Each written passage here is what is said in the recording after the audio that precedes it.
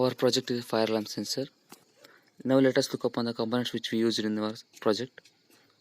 Resistor, buzzer, LED, starter and switch.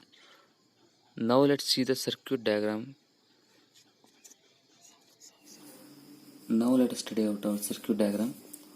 First we take the battery of 9 volt and a switch to break the circuit when it is not required, and we take as one starter which used to from where we given the heat, and one buzzer which warn us to prevent from the further fire destruction, and we use one bulb.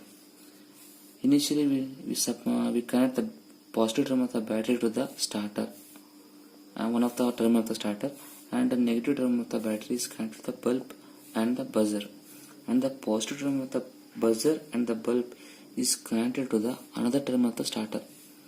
First consider 9 volt battery is supplied and switch is on. When the heat is supplied at the starter,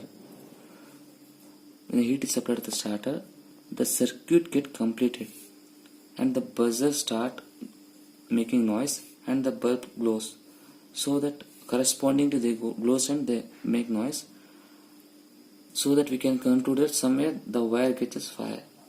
Let's see it's working now. Picture go. Zero.